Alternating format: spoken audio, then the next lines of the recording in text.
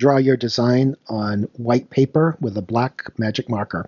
Then open the Adobe Capture app.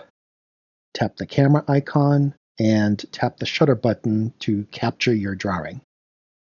Next, tap Crop and use the crop handles to crop your image as closely as possible.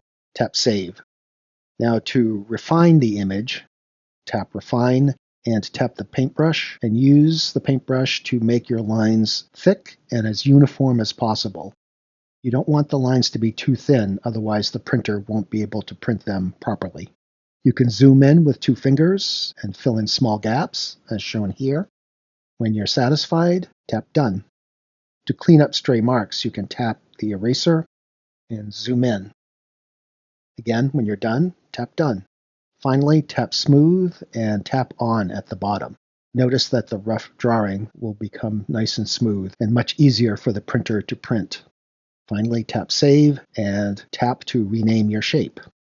When you're done, tap Done and tap Save. To export an SVG version of your drawing, tap the ellipsis under your drawing, tap Export As, and tap SVG.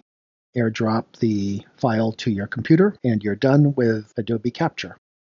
In Bambu Studio, tap the Add icon and select your SVG file and click Open.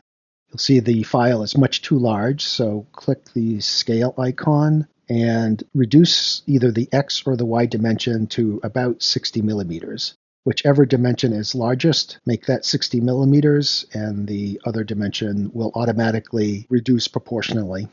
Uncheck Uniform Scale, and we're going to set the Z dimension, the height, to 8 millimeters.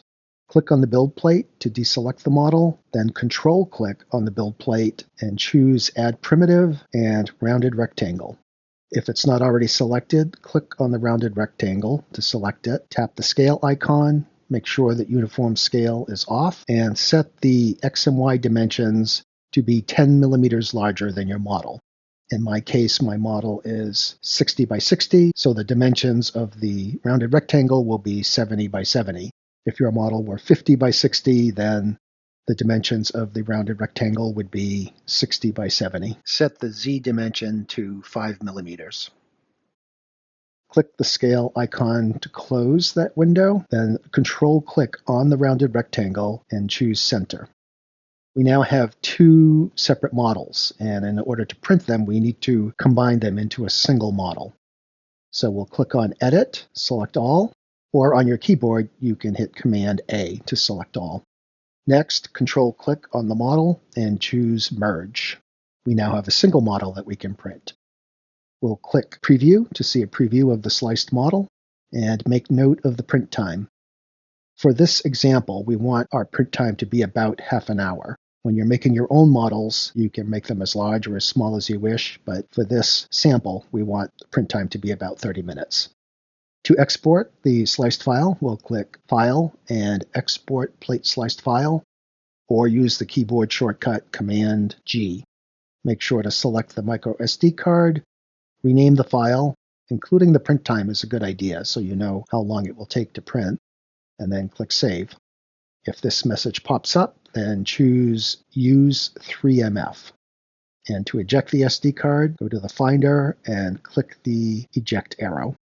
Now you can plug the SD card into the printer and print.